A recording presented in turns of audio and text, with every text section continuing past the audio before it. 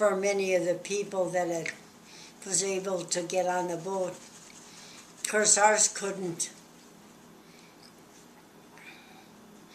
My father was still working as a machinist. He always had a job. Even during the Great Depression? Even during the Great Depression. That's why we helped so many people. But then instead of saving for our college education, it had to go to help people, and people didn't have the money to pay back, and those that did didn't do it.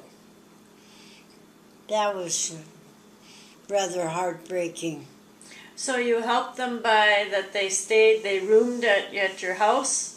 Yeah. And Grandma fed them? Yeah. And they lived there, even with their family. Yeah. Oh, that was my parents. And Grandma cooked and...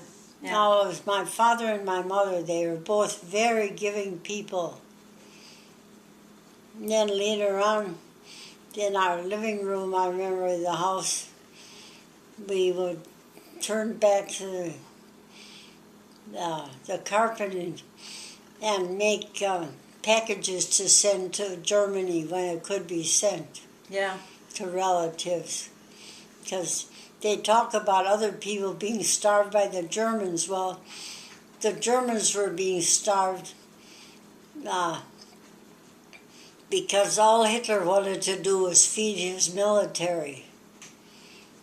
Of course, Russia, according to what Dr. Crane said, was even being treated worse by Stalin. Yeah, his own officers were starved and killed. Yeah.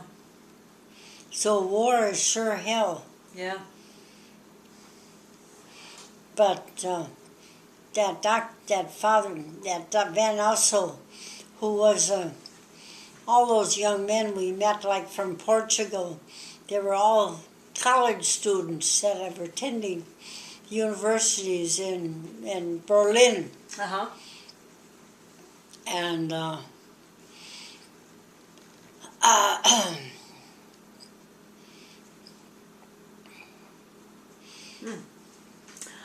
like the one, my mother and I had a very nice room to share. And the one, I have a picture of him yet somewhere from, there were two students from Portugal, very dressed up, very nattily.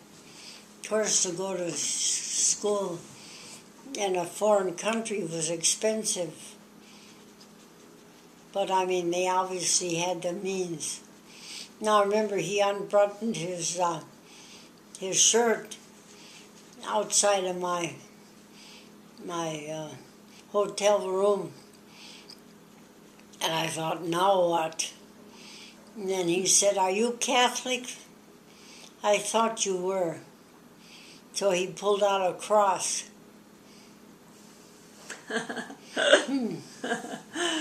And my poor mother, she was dark-haired. And that couple of weeks we had to spend there, she got like a covering of gray hair over her head. Oh, yeah. I remember you saying that. So, you know, being so upset, she said, "My husband and my boys are in the U.S., and the rest of my family is all in Germany with war. And what am I going to do? Here I am, just the two of us." That really... Yeah. She was just beside herself, and the people there were aware of what I was going through, trying to console her. Yeah. Of course, I understood her pain. Yeah. But it made me stronger, probably. Yeah. Yeah, and you were really frightened by seeing the... the Hitler Youth. Oh, yeah. Yeah, Warner. Yeah, but you said I think I told you what about Werner. Yeah.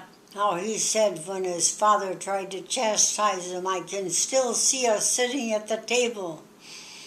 And how he said, if you don't stop scolding me, I'm going to tell the teacher what you said about Hitler. And the whole room was quiet. I thought, you brat, you. Well, he was being trained by the Hitler Youth, which was something exciting. They had uniforms, and they would play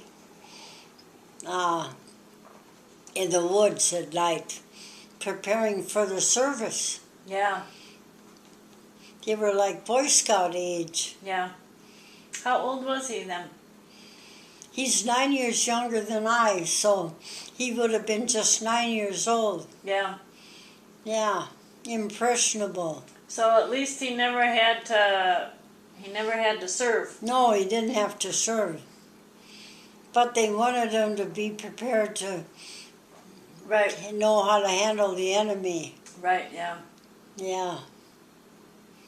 Yeah, that was frightening. Yeah, it sure is. And so seeing those Hitler Youth, that's what convinced you to be active here in the, well... Oh, my whole life, my whole parents, everything I lived made me the person I am. Just like the people you and Marlene are, certainly is